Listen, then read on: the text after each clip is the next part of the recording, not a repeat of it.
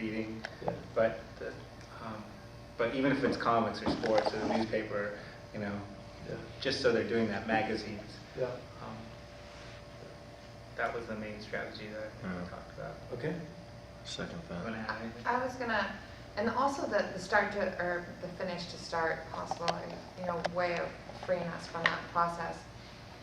You know, there seems to be in art, I mean, if you think of a lot of movies recently, I feel like that have done that, that start at the end and go to the beginning, Yeah. or start in the middle and segue around there. And I always find myself at the end of those movies, you know, so much more mentally engaged in what the story was and the content and trying to place it together like a puzzle. And it's almost sort of parallel to like the exercise that you just did with us with these words and then giving us reading. You know, any sort of strategy that we can use that makes them maybe do a little extra work outside of the linear fashion, Yeah. I think, you know, creates these sort of claws that gets into the content more. Yeah. So I like that. I think that's a cool idea of like having them read the chapter in the middle and then Yeah. see how that fits into the rest of the book when they start reading it. Yeah. Like, you know.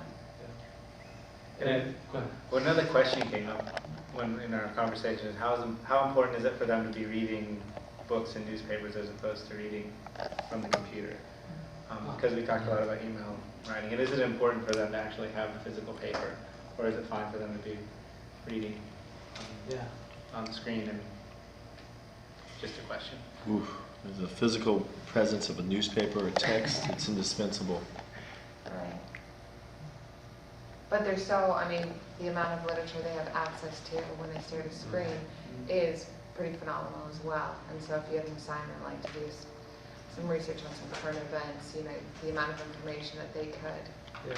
take is wonderful. But I did, no, the one thing I like about a piece of paper or a book or a newspaper, it makes it more intentional that they're like reading. Yeah, and it's an object. I mean, it's an object, Yeah. and there it is, and yeah. The thing I notice about reading from a computer is that you instantly, as you start to read stuff on a computer, you become a multitasker. Because there are all these pop-ups that come up. You're reading something, all of a sudden you're reading something else. And the sense of all the graphic stuff that's possible and that's out there on computers too, in the way that the whole process of reading now is with sidebars and all the kinds of stuff that you see. That it's a very different kind of thing, and you do have to kind of be able to juggle and try to stay focused, and that's the advantage. Right. I think it's a different skill. It is a An different altogether skill. different skill. Yeah, And also how much we can know about the information that we have in the computer. yeah. Like if I go to the computer, I know I can find awesome material there, but which of that material is truth? It's so disconnected from its source. Uh-huh. In a book, you see the author's name there, and Yeah. on the internet, you never have. But I think that lends its own form of validity. Yeah, I mean, it gives you a better opportunity to question your text. yeah. In terms of, you were talking about that the screen offers a Yeah. better. Why Well, is it just a the better fact that- opportunity to question? I mean, because the material is questionable, Right. doesn't mean it gives you a better opportunity Okay, to maybe not a question. better opportunity, but I think it's more, I mean,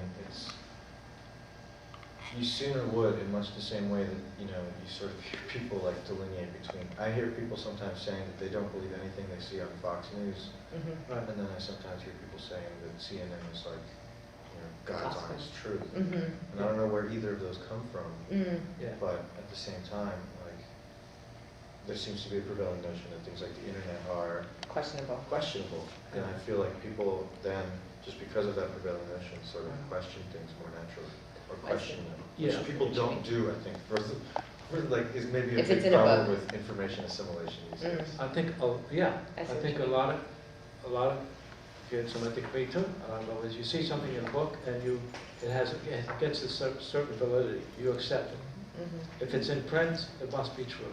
I mean, that's an underlying kind of thing. And I do think on the computer, that the print is more mutable.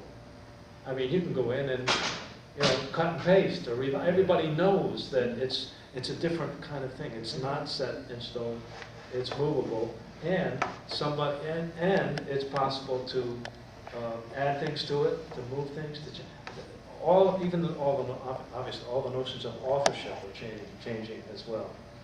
I mean, so we have college writing courses where people are doing a group novel, and from one day to the next, the ending of chapter 3 changes because somebody's gone in there and changed it. So you're working on the novel, but it's a different novel than the one you were working on yesterday. So it's fascinating. It's really fascinating. Well, that takes us, I don't know where that takes us in terms of our work with struggling readers. I made that connection. Frozen, I discussed environment Yeah. and how important that is, and you were mentioning how distracted you can be on the computer, Yeah. and how important it is for me to have a proper environment, so that if I'm reading something lighter, I can be at a coffee shop, a little background noise, some music, a soy latte only a reach away, and it's a nice, comfortable environment. But if I'm reading something a little more serious, then I need to be in a library, a quieter environment, something like that. And so I try to produce that in my classroom. If I'm giving them text that's pretty short poetry kind of thing, play a little music, a little jazz, something, put on some music, create that kind of environment. Yeah. Something that's very serious, it's like you should be taking notes in your chairs, sitting up in a certain way, and trying to reinforce that. Or other times just to let them go and, do you want to lay on the couch or make yourself as comfortable as you can, put on headphones, I don't know. Brian? Yeah, I guess I was going to challenge a little bit, just saying that the library environment drives me batty, because that's so... Well, it's relative, I know. Yeah. So I'm not trying to force my own... But it is good to expose them to, I think, to lots of different things. But That's what I was going to chime in with. I think that giving, especially with perhaps more so with ninth graders or younger readers, they haven't yet discovered what works best for them in terms of environment, variety, etc. And exposing them, I have to remind myself to make sure I keep exposing them to a variety of environments, noises, etc. because it's very tempting to go with the same thing over and over again. I don't think I ever figured that out until college, actually. I'm trying to, just having them exposed to it in high school at all is kind of interesting. I really think that's when I figured out how I study best later. Yeah. Okay, so who talked here? You guys talked together? I talked. How about you guys over here? Oh. Okay. Myself, Mr. Smith. What do we want to start at? Developing as a reader? Sure.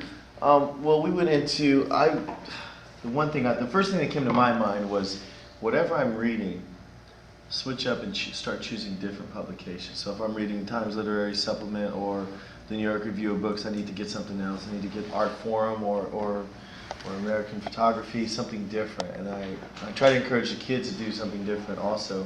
If they're stuck on mystery, I want to get them in the comics for a second or bring in the newspaper or anything different, just to break it up. And if they're sick of what they call super serious literature, I'm going to bring them in something from Woody Allen or something very funny and light. I'll make them laugh so they can enjoy actual text and not have a certain disdain for it. So that's what we discussed. Steve? And the one thing I kind of took out of all this was I am not a reader. And I've always been a visual person. And my attention span, it might be 20 minutes, and then I'm done. And what's so hard for me, being a non-reading person, and especially in the business climate, that I struggle. I'm 40 years old, and I still struggle. A document will come in, and I have to read it 3 times. And if I'm sitting reading, even it could be five pages worth of something from a manufacturer that's coming out, and I have to go through it. I get 3/4 of the way down the page, and I lose track of where I'm at, and I gotta come back up here, and then I'm done. My mind's starting to worry about what color the poppies are, and it's always been a challenge for me. And I can only remember 2 books that I actually enjoyed. And I read The World According to Garp my first year at college, and I sat in the grass and had a bagel, and it was a good thing for me because I had the time to do it. And then in 6th grade, I read Call of the Wild,